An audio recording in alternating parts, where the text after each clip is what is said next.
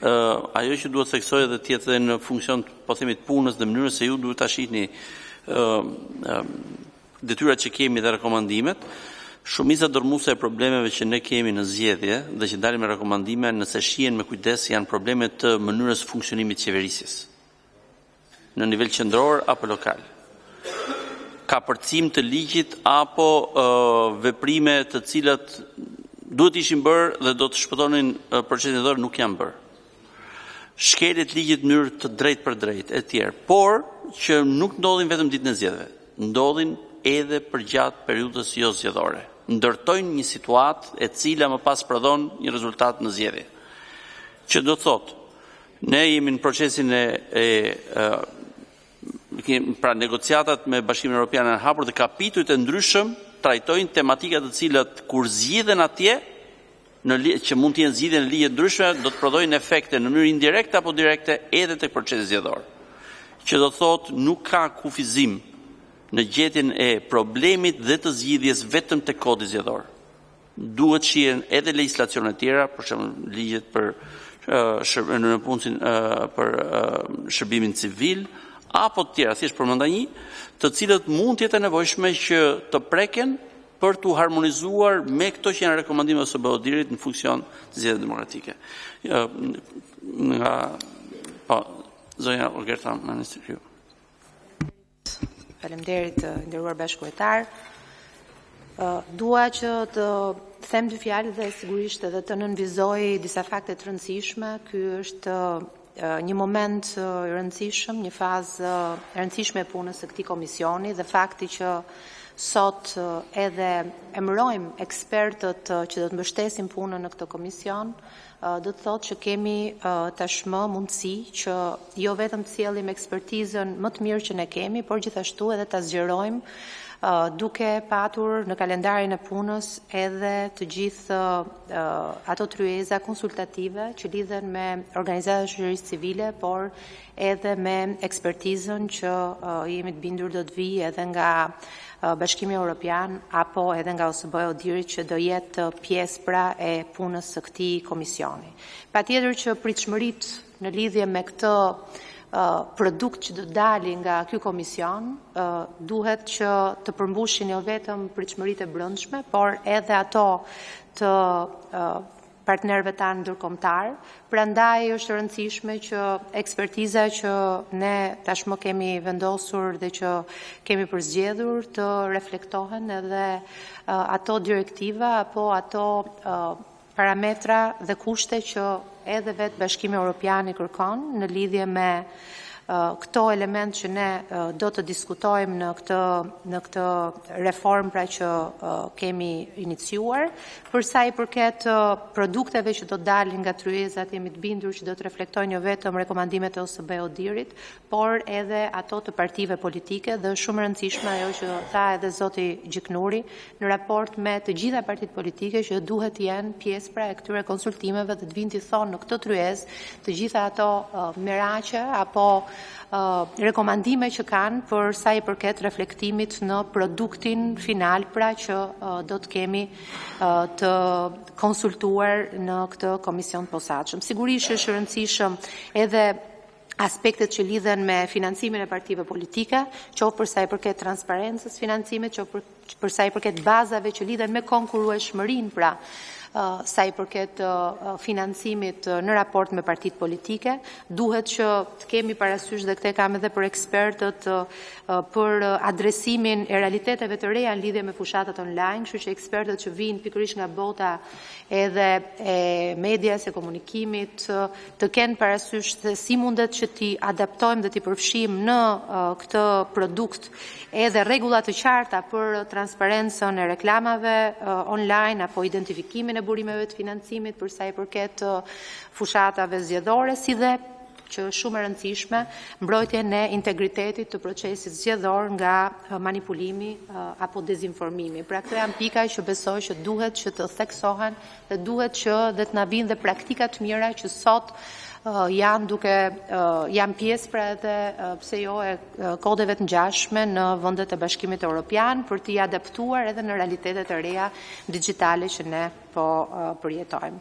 Këto kisha sa i përket elementëve që lidhen me punën e ekspertëve dhe punën e këtij komisioni. Faleminderit. Nga ana opozitës, zoti Blushi. Faleminderit. Unë dua të jem më i drejtë për drejtë në atë çfarë do parashtroj më poshtë. Është fakt dhe është e vërtet që ne jemi mbledhur në këtë komision për reformën zgjedhore thjesht dhe vetëm për fajin tuaj dhe për shkakun tuaj. Dhe ky fakt është certifikuar tani më edhe me raportin zyrtar të OSBE-dit se përket zgjedhjeve të 11 majit. Është po ashtu e vërtet që ka një paritet në këtë tryezë në aspektin formal, pra thjesht dhe vetëm tek vota, por në aspektin moral ky paritet nuk ekziston dhe nuk duhet të ekzistojë. Për më tepër kur dëgjojmë konstatime apo sugjerime se si duhet të zhvillohen zgjedhjet në vendin tonë kur jeni ju autorët e shkatrimit të standardit të zgjedhjeve. Sepse shkrirjen e partisë me shtetin nuk besoj se mund të gjeni në këtë rast në një kontribut apo në një rol të opozitës.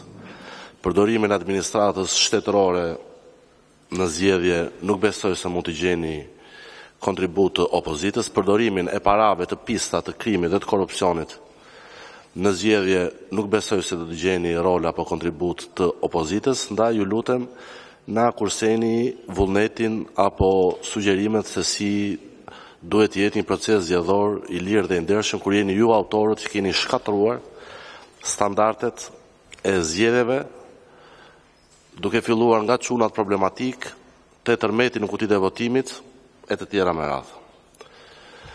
Ndaj në këto kushte unë besoj se një udhërrëfyje shumë i qartë për atë se çfarë meriton Shqipëria është raporti i fundit i OSBE-dit, problematikat cilat janë adresuar qartë dhe cilat duhet jenë kryefjala e punës së këtij komisioni, dhe për të kërkuar shembuj se si organizohen zgjedhje të lira dhe të ndershme, unë ju ftoj të mos shihni më shumë larg se sa Prishtina. Pra, se sa shembulli që Kosova dha edhe në zgjedhjet e fundit për mënyrën e shkëlqyer të organizimit të zgjedhjeve dhe të garantimit të votës së lirë. Ndaj në këto kushte, unë në fakt shpresoja që të dëgjoja nga përfaqësuesit e kësa mazhorancë shprehjen e vullneti që Edi Rama nuk do jetë më kryeministër dhe që keni vullnetin për të pranuar kërkesën e opozitës për qeverinë teknike edhe për zhvillimin e zgjedhjeve të parakohshme. Nuk po e shoh dhe nuk e dëgjova këtë vullnet të shprehur nga ana juaj, por përkundrazi dëgjova se si na jepni leksione se si duhet të zhvillohen zgjedhjet. Dhe këto leksione jepen pikërisht nga ata të cilët sot janë të kallëzuar në SPAK dhe kanë dosje në SPAK. Megjithatë, nuk është detyra jonë të përcaktojmë se kush janë përfaqësuesit e kësaj shumice në këtë tavolinë, por ju lutem na kurseni moralin dhe sugjerimet se si duhet të bëhen zgjedhjet, sepse jeni ju atë cilët ata duhet të pranoni në fakt ato sugjerimet të cilat opozita do të paraqesë në këtë komision dhe që kanë në vetëm mision, në vetëm qëllim garantimin e votës së lirë, cilën në 11 maj ju e vrat pa hyrë në kutitë e votimit. Ndaj besoj që propozimi i opozitës, që besoj do të jetë i unifikuar, do të jetë propozimi më i drejtë, sepse ju keni 13 vite që keni humbur këtë shans për të garantuar një proces të lirë të ndershëm zgjedhor, dhe këtë nuk e themi vetëm ne, këtë e thonë dhe arbitra ndërkombëtarë, thonë raportet OSBE-dit, i keni patur gjithë mundësitë për të garantuar një proces zgjedhor të lirë dhe të ndershëm dhe keni bërë pikërisht të kundërtën, keni shkatruar zgjedhjet, keni vrarë votën e lirë siç bën në 11 maj. Ndaj besoj që më shumë kohë në këtë komision për të dhënë sugjerimet e dura, për të dhënë propozimet e dura, duhet ta ketë opozita. Ju nuk jeni dhe nuk keni përsin morale për të dhënë propozime. Sigurisht që e theksoj kemi paritetin e votës mazhorancë opozit, por besoj që fjalën kryesore këtu e ka opozita dhe duhet ta ketë grupi i ekspertëve të pavarur, të cilët duhet të kenë thjesht dhe vetëm një qëllim t'i garantojnë çdo shqiptari një të drejtë themelore, të drejtën e votës së lirë. Këtu duhet të jetë kryefjala, çështje teknike pastaj, burimet e financimit të partive e tjera me radhë janë çështje të cilat besoj se nuk ka shqiptar që nuk i di, sepse nuk ka shqiptar që nuk e di se sa u financua fushata e Partisë Socialiste, se kush e financoi këtë fushat, se kush shpërndante lek ditën, natën, se kush i mori peng qendrat e votimit, e tjera me radhë. Ndaj do ju kërkoja me shumë mirësjellje që të jeni pak më të kujdesshëm me vullnetin, me hipokrizin tuaj, me të cilën nuk mund të mashtoni më shqiptarët. Faleminderit. Zoti Blushi.